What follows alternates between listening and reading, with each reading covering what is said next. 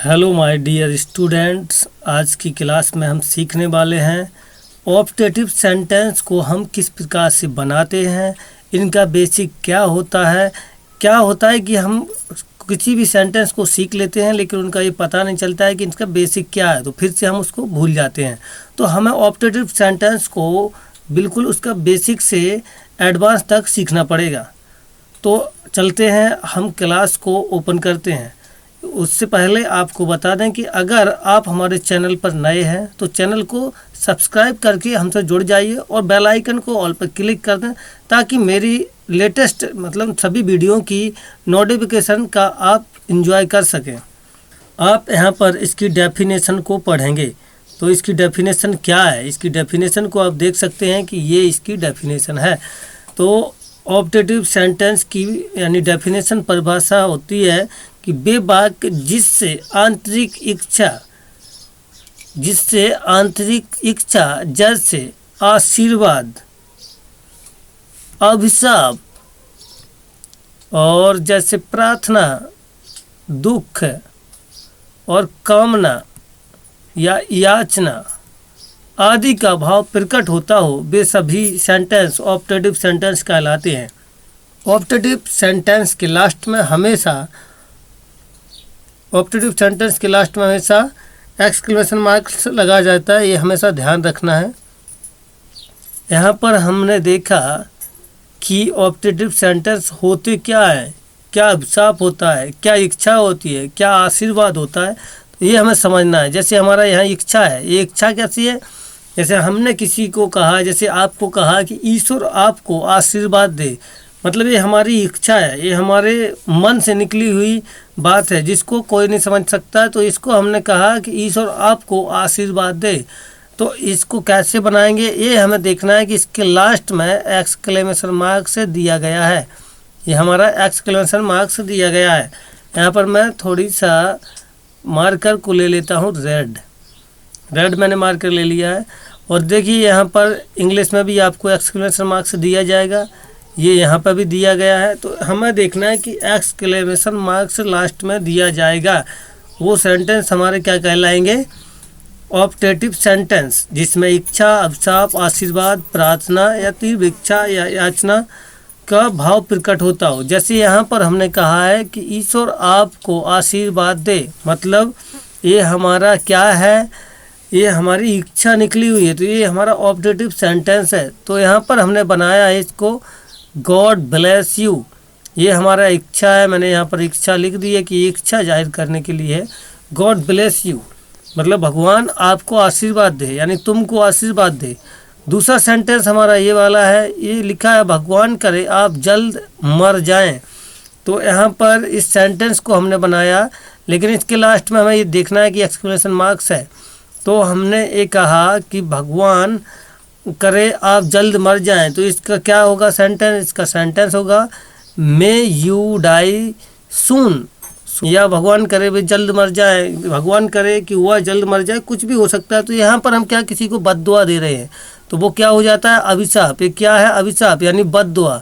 इसको कैसे बनाएंगे, मे यू डाई सून मतलब आप जल्द से मर जाएं, तो ये हमारा अभिशाप होता है, किसी के बारे में बद्दुआ देना। अच्छा, ये तीसरा नंबर यहाँ पर है कि भगवान करे आपकी लंबी उम्र हो, भगवान करे आपकी लंबी उम्र हो। तो यहाँ पर हम किसी को आशीर्वाद दे रहे हैं, क्या दे रहे हैं, आशीर्वाद दे रहे हैं।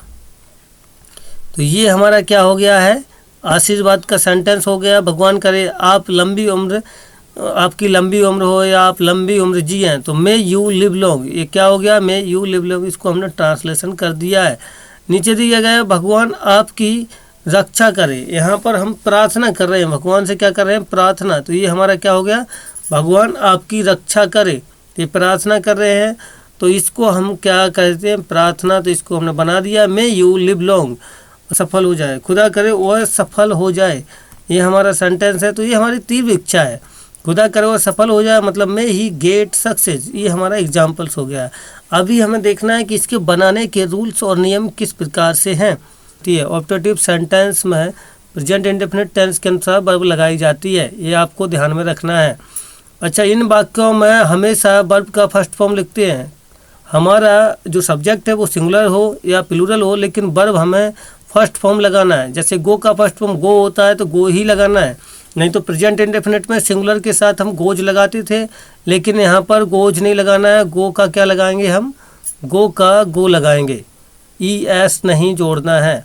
ओके, तो ये आपको समझना है। नीचे रूल नंबर 1, जब हिंदी वाक्यों में कर्ता यानी सब्जेक्ट भगवान हो तो में या विश से शुरू करते हैं। इसको हम देखते हैं, नीचे ले जाके इसको थोड़ी सा क्लीन करते हैं और नीचे इसको ले जाते हैं।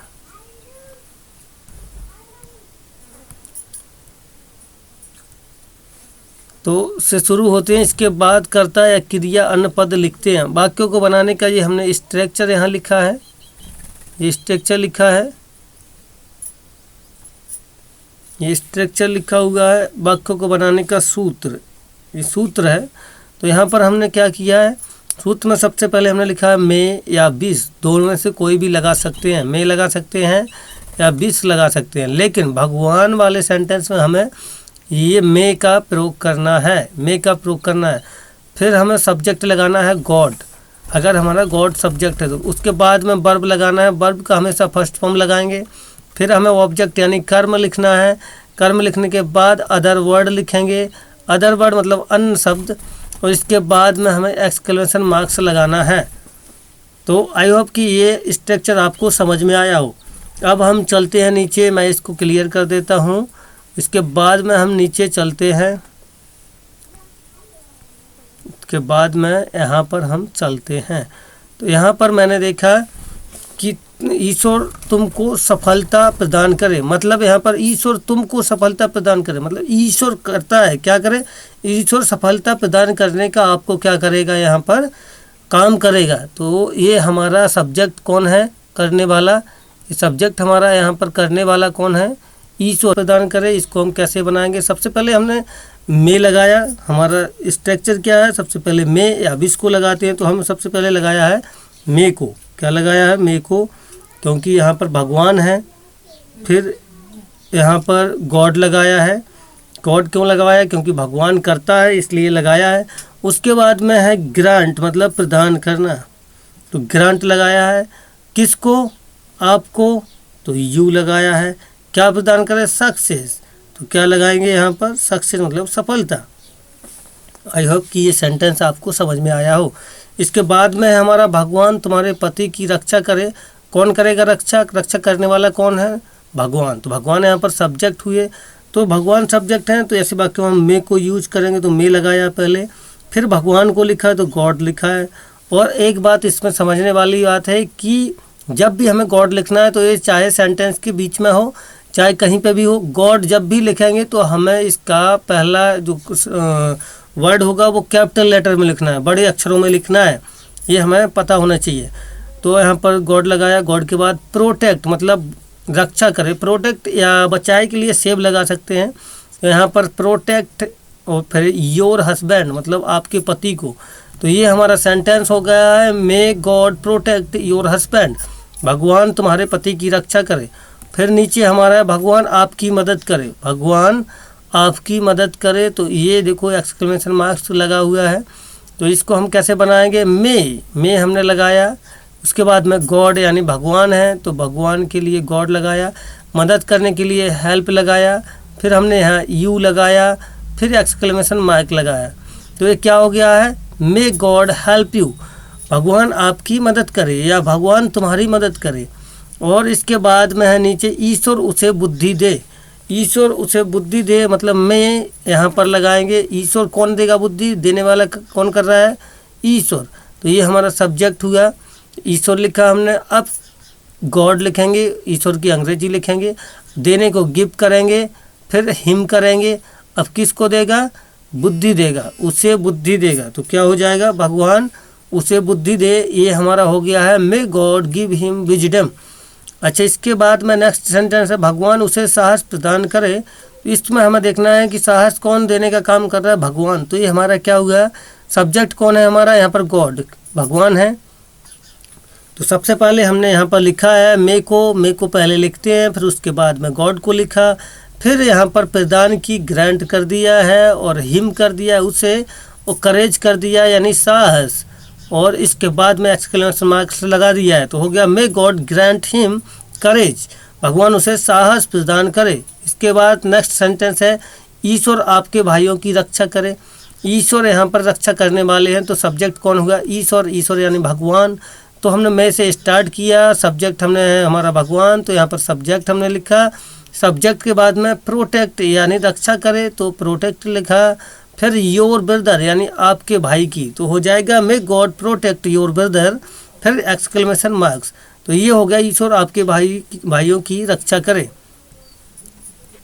इसके बाद में है ईश्वर तुम्हें साहस प्रदान करे। ये हमारा सेंटेंस दोबारा से हो गया, तो इसको हम बना चुके हैं, इसको हम कर चुके हैं। अब नीचे हम चलते हैं, कुछ और सेंटेंस हैं।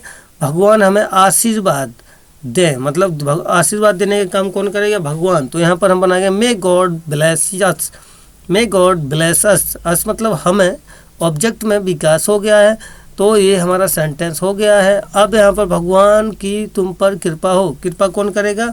भगवान। तो यहाँ पर हमने मे को लिखा, भगवान क्योंकि करता है तो मे को लिखा। पहले ऐसे वाक्यों को मे तो हमें लगाना ही लगाना है। उसके बाद में लिखना है गॉड। गॉड की यहाँ पर अंग्रेजी में थोड़ी मिस्टेक है, यहाँ पर हमें कैपिटल लेटर में जी बनानी थी, तो कोई बात नहीं, यहाँ पर जी आपको कैपिटल लेटर में बनाना है। तो मे गॉड बी काइंड, तो भगवान तुम पर कृपा करें या कृपा हो जाए भगवान की तुम पर, तो ये हो गया है। अच्छा, इसके बाद में जिस वाक्यों में करता नहीं है, रूल नंबर 2 है कि जिस वाक्यों में भगवान करता नहीं है, रूल नंबर 2 है कि जिस वाक्यों में भगवान करता नहीं है यानी गॉड करता नहीं है, उसको कैसे बनाएंगे। तो यहाँ पर देखा जाए कि यहाँ पर सबसे पहले हम मे लिखेंगे और उसके बाद में सब्जेक्ट को लिखेंगे, सब्जेक्ट जो होगा उसको लिखेंगे, वर्ब का फर्स्ट फॉर्म लिखेंगे, ऑब्जेक्ट लिखेंगे, फिर अदर वर्ड और एक्सक्लेमेशन मार्क्स। इस स्ट्रक्चर को आपको लिख लेना है। अगर आप कोई स्ट्रक्चर लिख लेते हैं या तो इसका स्क्रीनशॉट ले लीजिए, ओके। इसके बाद में हम इसके कुछ एग्जांपल्स देखेंगे। जैसे हमने कहा भगवान करे और मर जा रहे, भगवान करे और मर जाए, तो ये भगवान करे, यहाँ पर आप भगवान क्या काम करने, मरने का काम कौन करेगा? वह करेगा। यहाँ पर कौन करेगा? वह है। यहाँ भगवान क्या है? सिर्फ हमने कहा है, एक मतलब अपना भाव प्रकट किया है, लेकिन काम मरने का कौन करेगा? वह करेगा। तो ये हमारा क्या होगा? वह सब्जेक्ट, इसमें भगवान सब्जेक्ट नहीं है। आप ऐसे समझ सकते हैं कि जिसमें करे, भगवान करे साथ में आ जाए, उसमें हमें गॉड की अंग्रेजी नहीं लगानी है। ये आप यहाँ पर देख सकते हैं कि जहाँ पर भगवान करे आ जाए वहाँ पर हम गॉड की अंग्रेजी एक साथ नहीं लिखेंगे, ओके। तो यहाँ पर हमने लिखा मे के हमने सब्जेक्ट लगाया, मे लिख दिया है। मे के बाद सब्जेक्ट हमारा ही है, और मरने का काम कौन करेगा? ही करेगा, तो हमारा ही सिंगुलर है, लेकिन हमें यहाँ वर्ब को हमेशा फर्स्ट फॉर्म लगानी है। तो डाई मीन्स मरना, तो हो जाएगा मे ही डाई, भगवान करे और मर जाए।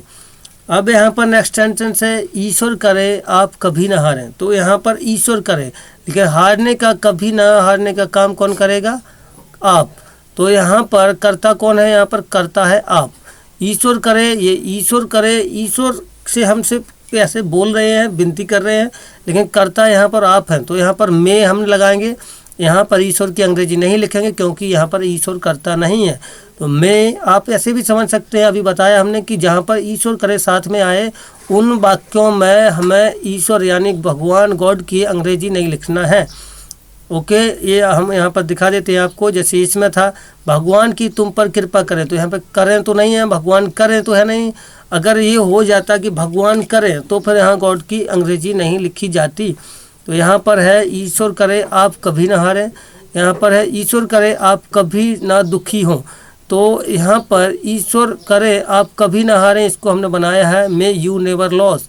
तो मे हमारा यहाँ पर लगाया हमने क्योंकि ऑप्टेटिव सेंटेंस है। कर्ता आप है, आप कभी ना हारने का काम करेंगे। यहाँ पर नेवर हम पहले लगाते हैं वर्ब के, और यहाँ पर हमारा लॉस मतलब मैनवर्स का फर्स्ट फॉर्म, तो हो जाएगा मे यू नेवर लॉस। भगवान करे आप कभी ना हारें या ईश्वर करे आप कभी ना हारें। ईश्वर या खुदा करे या ईश्वर करे या भगवान करे, एक ही बात है। ये हमें सिर्फ भाषाओं में समझने की लिए थोड़ी सा डिफरेंस लगता है, बाकी एक ही है, भगवान एक ही हैं। अच्छा, इसके बाद है ईश्वर करे आप कभी ना दुखी हो, मतलब ईश्वर करे तो ईश्वर करेगा। आप दुखी होने का काम कौन करेगा? आप करेंगे। दुखी ना होने का काम कौन करेंगे? आप करेंगे। तो सिर्फ ईश्वर से हमने एक यहाँ पर याचना की गई है, लेकिन यहाँ पर कर्ता ईश्वर नहीं है। तो हमने यहाँ पर गॉड की अंग्रेजी नहीं लिखेंगे, मे लिखेंगे और उसके बाद में यू लिखा, सब्जेक्ट यू है। अब कभी नहीं के लिए है, कभी ना के लिए नेवर लगाएंगे। हो, दुखी ना हो तो बी लगाएंगे। यहाँ वर्ब है वी और यहाँ पर दुखी हमारा हो गया है नाउन सैड। तो हो जाएगा may you never be sad और फिर लगाना है एक्सक्लेमेशन मार्क्स। आई होप कि सेंटेंस आपको समझ में आ रहे हैं। अगर सेंटेंस समझ में नहीं आ रहे हैं तो आप हमें कमेंट बॉक्स में अपनी प्रॉब्लम को टाइप करके भेज सकते हैं। मैं आपकी प्रॉब्लम को पूरा सॉल्व करूंगा। तो अगर आपने अभी तक चैनल को सब्सक्राइब नहीं किया तो सब्सक्राइब कर लें और यार वीडियो को लाइक करते जाएं और वीडियो को शेयर भी करते जाएं, ताकि मेरा जो पढ़ाने का तरीका है उसमें मुझे थोड़ी करेज यानी उत्साह मिलता है। तो आप समझ लीजिए मैं आप लोगों के भरोसे पर चला रहा हूँ, तो आपको भी थोड़ी सा मेरी हेल्प करना है। ओके, इसके बाद में नेक्स्ट सेंटेंस है भगवान करे वह उस रास्ते पर ना लड़खड़ाए। तो यहाँ पर कौन है लड़खड़ाने वाला या ना लड़खड़ाने वाला? यहाँ पर वह है। सब्जेक्ट कौन है? वह है। तो भगवान करे की अंग्रेजी हम से मे लगाएंगे, यहाँ पर हम गॉड नहीं लगाएंगे क्योंकि यहाँ भगवान करे एक साथ है। तो ये हमें देखना है, एक साथ भगवान करे आया है, तो यहाँ पर हमें गॉड की अंग्रेजी नहीं लगानी है।